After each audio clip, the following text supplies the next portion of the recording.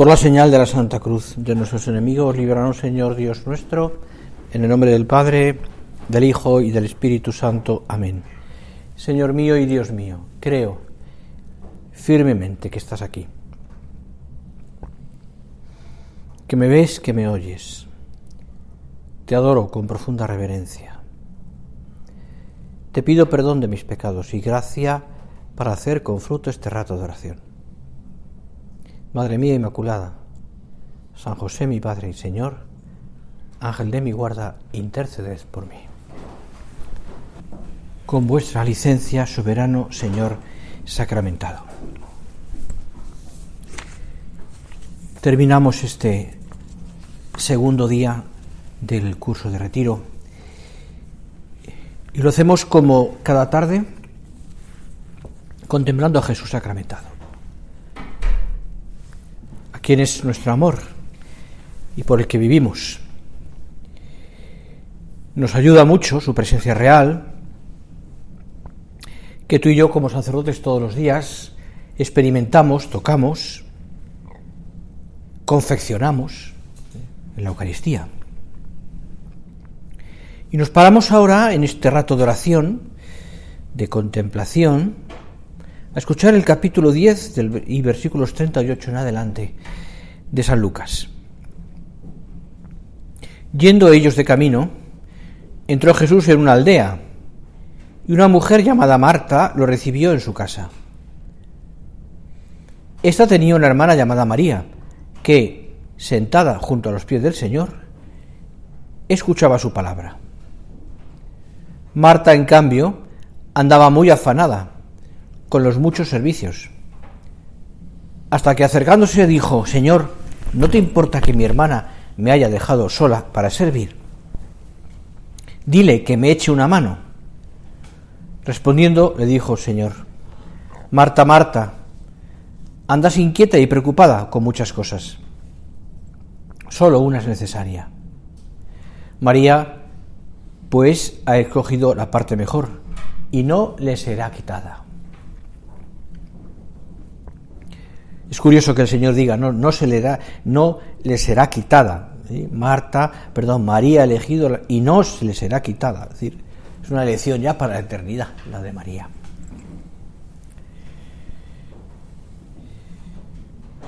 El Señor entra en casa en Betania, Marta, María, Lázaro. Le gusta al Señor estar en las casas. La casa de Pedro, por ejemplo, ¿te acuerdas? La casa de Mateo, la casa de Zaqueo, la casa de Marcos. Le gusta estar en las casas de las personas. Y le gusta allí predicar también, hablar.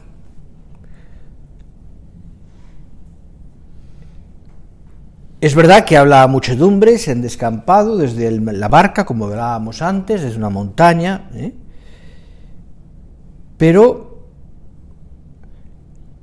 a los discípulos se los explica las cosas, especialmente las parábolas, en su casa, en casa. Y es que, yo diría, cogiendo al hilo esta idea, nuestro lugar como discípulos, como apóstoles, es la casa. Solo seremos auténticos discípulos si nosotros sabemos recibirte, Señor, en nuestra casa. En nuestra casa. Cuando los envía de dos en dos, les dice: entrad en una casa, y no cambiéis de casa, les dice. Y no cambiéis de casa. Por eso, la predicación tantas veces se hace a través de la familia. La transmisión de la fe se ha hecho especialmente a través de la familia, ¿verdad? En las casas. Es en la familia donde hemos sido nosotros educados por nuestros padres. Ojalá sea así hoy también, aunque cuesta mucho. Es en las casas donde hemos transmitido la fe, hemos rezado juntos, hemos conocido al Señor, hemos profundizado en el misterio de Dios.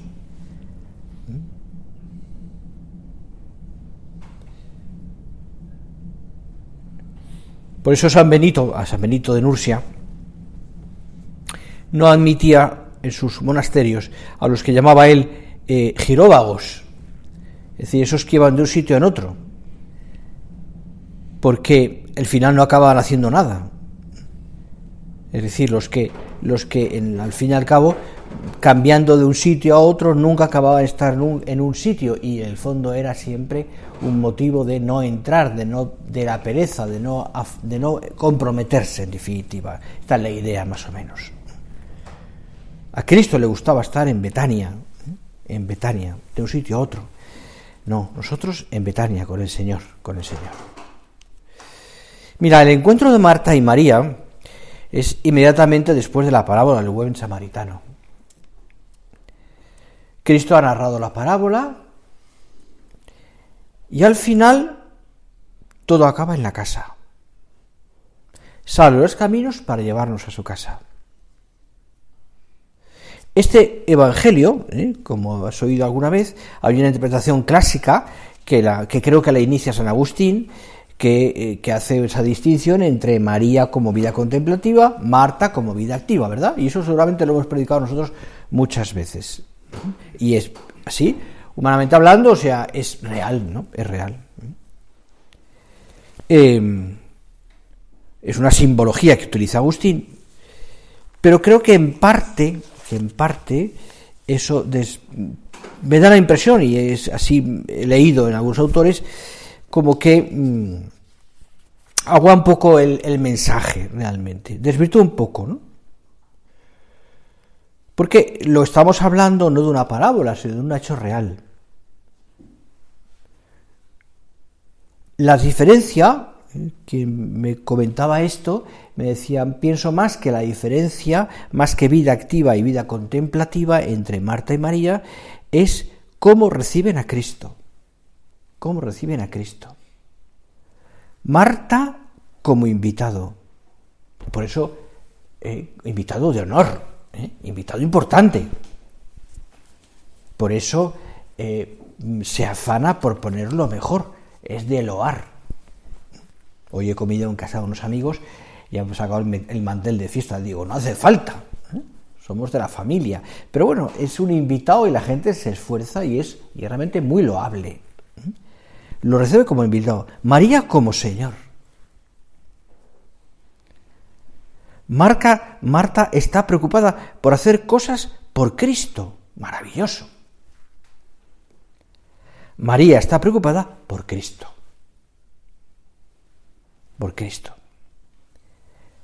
Marta recibe al Señor recibe a Jesús como un invitado de honor al que a ella le preocupa que esté lo mejor posible. María se preocupa por Cristo directamente, con su Señor, del que no quiere apartar la vista, al que adora, como hacemos tú y yo aquí ahora también, adorando a nuestro Señor. No apartamos la vista de Él, adorando a nuestro Señor. Le importa su Señor. Es una manera también de interpretarlo, no digo yo que sea mejor una que otra.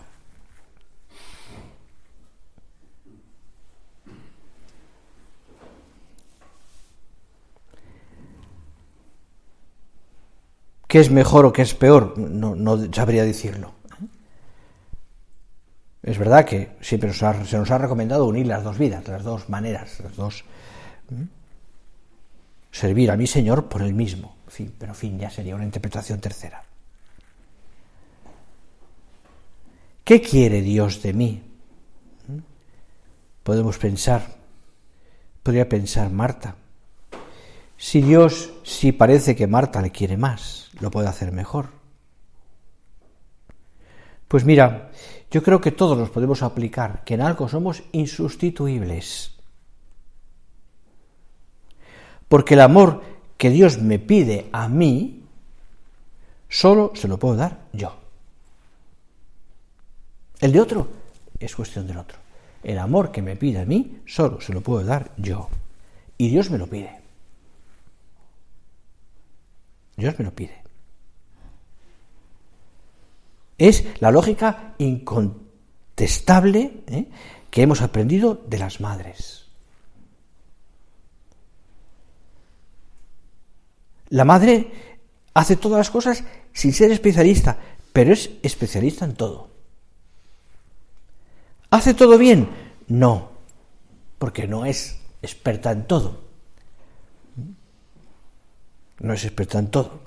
Como me decía un amigo, me decía medio chiste, medio broma, medio no sé qué, dice, en tu casa rezáis antes de comer. Y dice, no, mi madre cocina muy bien. No hace falta rezar para que salga bien la comida, ya se entiende, ¿no? No. Hace todo bien. No, porque no es experta en todo. Hay madres que son expertas en condimentar, o expertas en la limpieza, o expertas en orden, no sé. Pero, lo importante es el amor que pone en hacer todo, que es lo que da unidad y es lo que hace única a esa madre.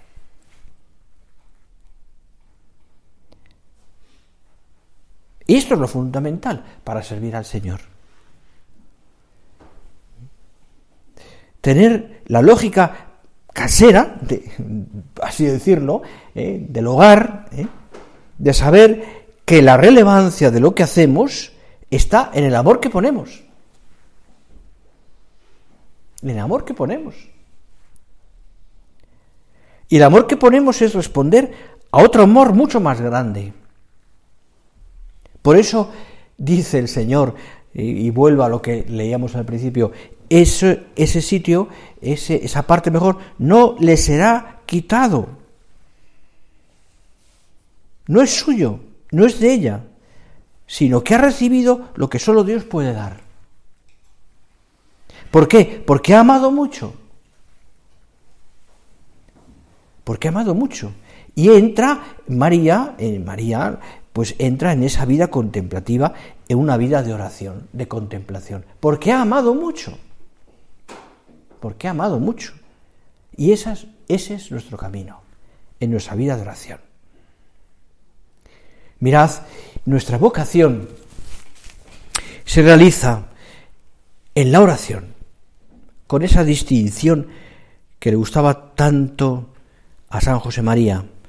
No tenemos que ser personas que recen, que hagan oraciones, que recen, sino hombres de oración.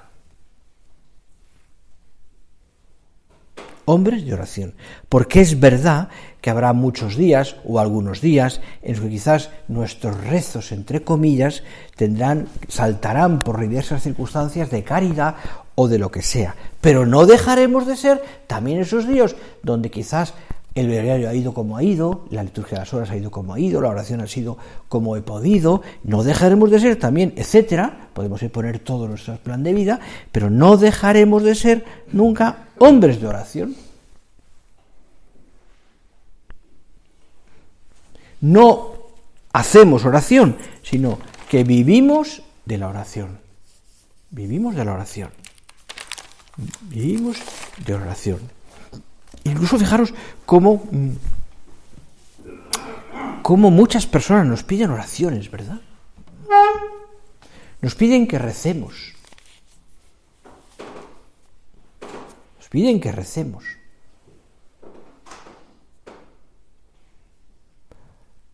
Porque creen que rezamos, Porque creen que rezamos. O diría mejor, porque saben que rezamos.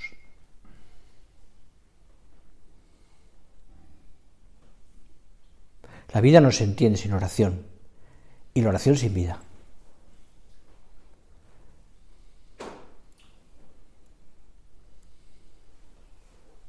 He de rezar más.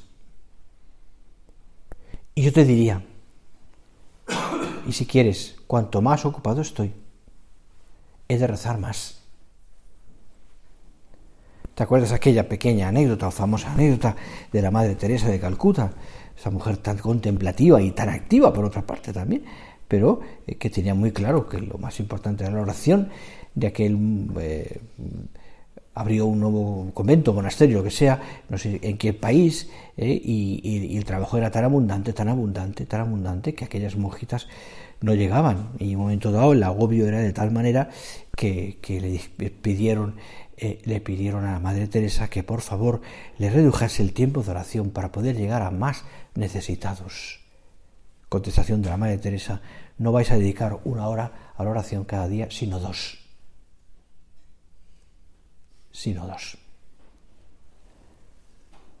Y me viene a la memoria una escena parecida en los años 40, cuando las primeras que trabajaban en la administración del Colegio Mayor La Moncloa, en los 40, 42, 43, estaban agobiadas de trabajo porque era inmenso, una España rota, sin alimentos, y tenían que sacar adelante un colegio mayor con un montón de residentes, y se vinieron abajo y dejaron de rezar. Y cuando fue a verlas a José María y le contaron lo que le estaba pasando, se echó a llorar. Y seriamente les puso en un papel cómo tenían que hacer las cosas. Rezar. Cuanto más ocupado estoy, más tengo que rezar.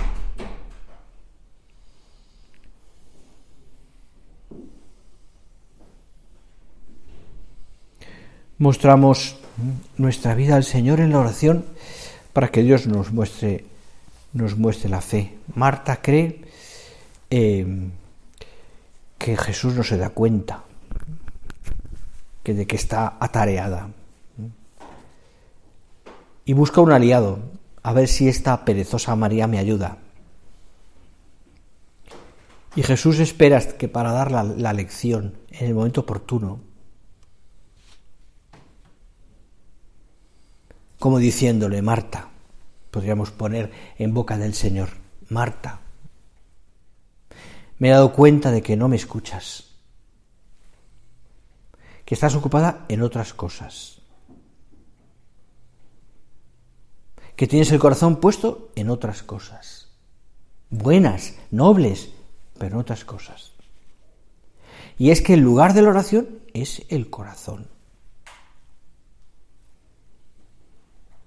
La oración es algo cordial, en el sentido más clave de la palabra, más auténtico de la palabra, cordial, del corazón. ¿Por qué? Porque la oración es de amistad. En la oración pongo el corazón. ¿Te acuerdas de la frase de Teresa de Jesús? Hablar de Dios con aquel que sabemos que nos ama. Amor de amistad. El lugar de la amistad no es la cabeza, no es el ámbito intelectual, sino que es el corazón.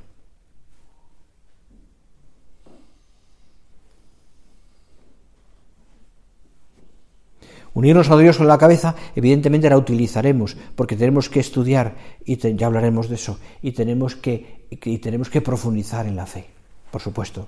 Y tenemos que conocer al Señor también a través del conocimiento intelectual, por supuesto. Pero el lugar de la oración es el corazón. ¿Alimentado con la inteligencia? Sí, pero el corazón, que entiende, que ve. No un emotivismo, porque está alimentado por la inteligencia, ¿verdad? Porque me sirve la lectura espiritual para la oración, que me alimenta. Y me sirve, por supuesto, la Sagrada Escritura, sobre todo, que me alimenta. Y me sirve la liturgia de las horas, que me alimenta. Y el estudio, que me alimenta para la oración, por supuesto. Por eso no queremos caer, Señor, en una oración emotivista, sin más, de puro sentimiento. Porque el emotivista es el que dice que no siente la oración y la deja de hacer.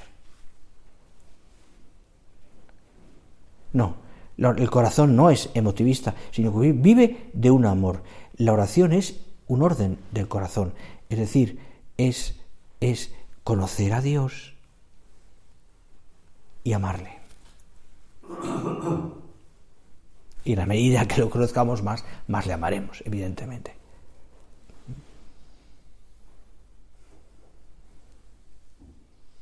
Me conmuevo ante Dios porque le conozco. ante Cristo crucificado, Teresa de Jesús se conmueve y le mueve el corazón. Para Tomás de Aquino, el crucifijo es su libro.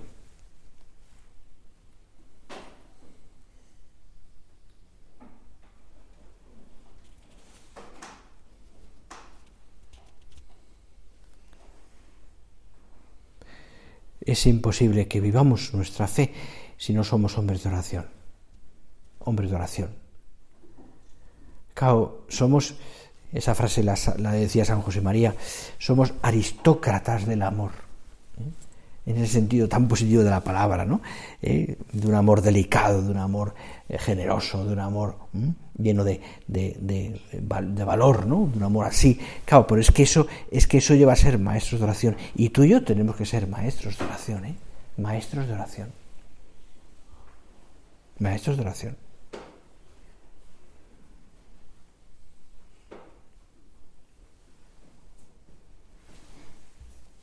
¿Cómo he hecho mi oración? ¿O cómo hago mi oración? Si queréis podemos ahí hacer preguntas, pero ya tú mismo, ¿no? ¿Cuánto tiempo dedico a la oración? ¿La reduzco a lo mínimo? ¿La pongo en el lugar que me queda libre? ¿Es lo primero? ¿La meto como puedo durante el día? ¿Con riesgo de que la pueda dejar? ¿Me mueve la oración? En el fondo, decir cómo he hecho la oración o preguntarme cómo he hecho la oración es como preguntarme cómo he recibido en mi casa al Señor. ¿Qué disposición he tenido de recibirte, Señor?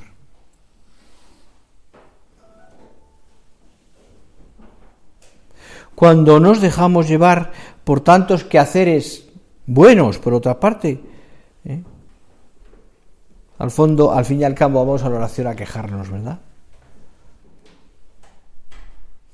Todo lo que me falta, tantas cosas que tengo, tantas cosas, Señor, que no me ayudas, en el fondo es una queja. Me cojo, una queja.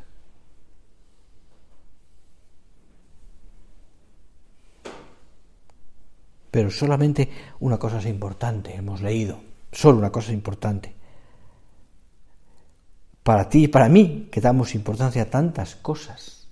Hazte un elenco cuando puedas, si quieres, de cosas para aquí son importantes. O míralo como quieras, ¿no? Es decir, pero de verdad, yendo al fondo de la cuestión, no un elenco de cosas materiales, sino del fondo en tu corazón. ¿Qué es lo más importante? Un elenco.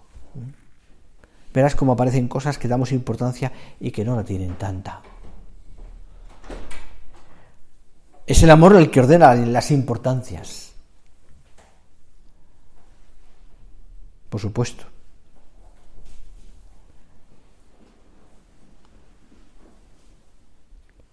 No debemos ser solamente hombres de oración, te decía hace un momento y te lo repito, sino maestros de oración. ¿Por qué? Porque mira,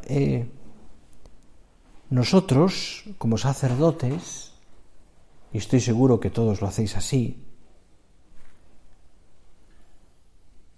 conocemos el corazón del hombre. Hemos recibido muchas veces intimidades de hombres, de mujeres, que nos han abierto el corazón. En el ámbito de un foro interno. Aunque eso queda ahí, por supuesto, porque es sagrado. Pero conocemos el corazón del hombre, incluso más que un psicólogo.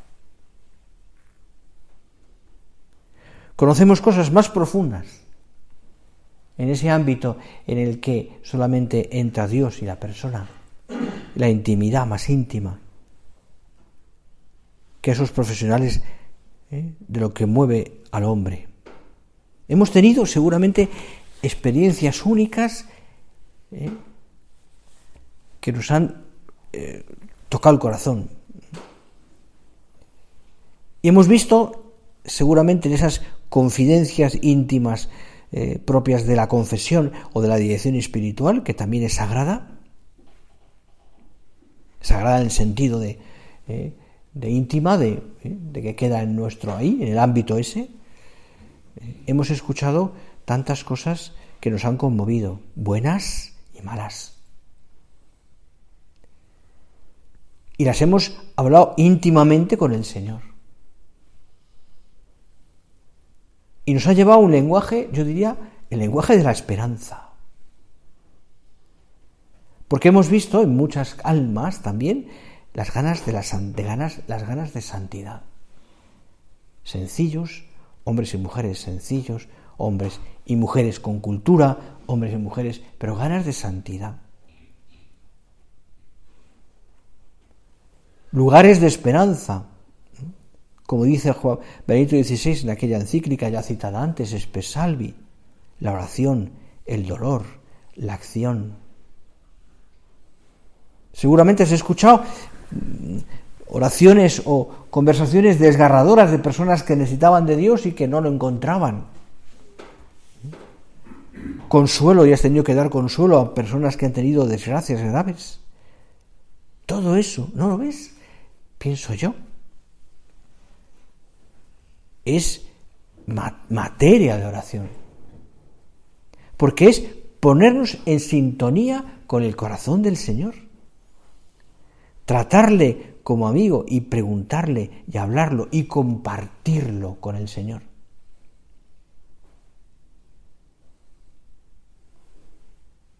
Porque compartimos todo con Él, con el amigo. Con el amigo. Cargamos con esas almas, en el sentido bueno de la palabra. Cargamos en el corazón. No solo damos un consejo, sino que asumimos también, le ayudamos.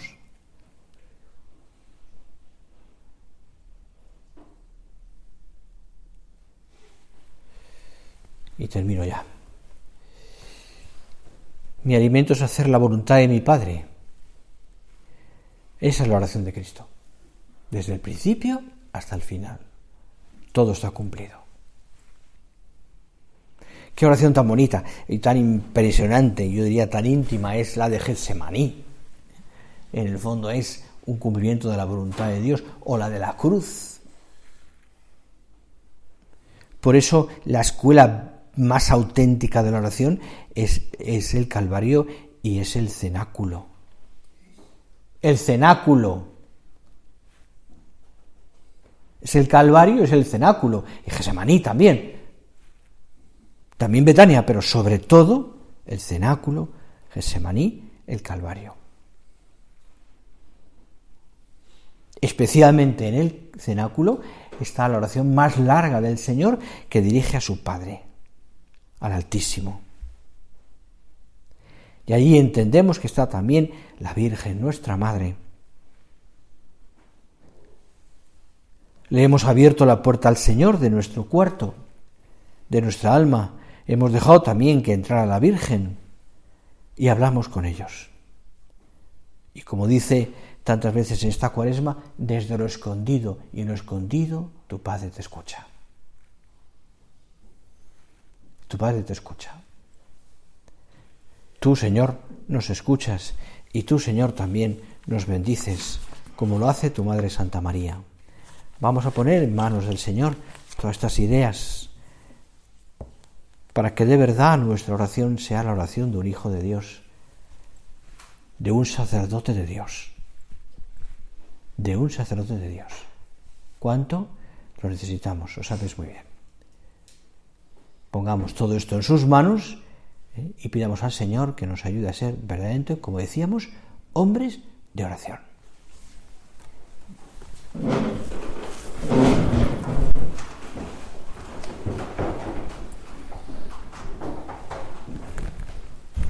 Te doy gracias, Dios mío, por los buenos propósitos, afectos e inspiraciones que me has comunicado en esta meditación. Te pido ayuda para ponerlos por obra.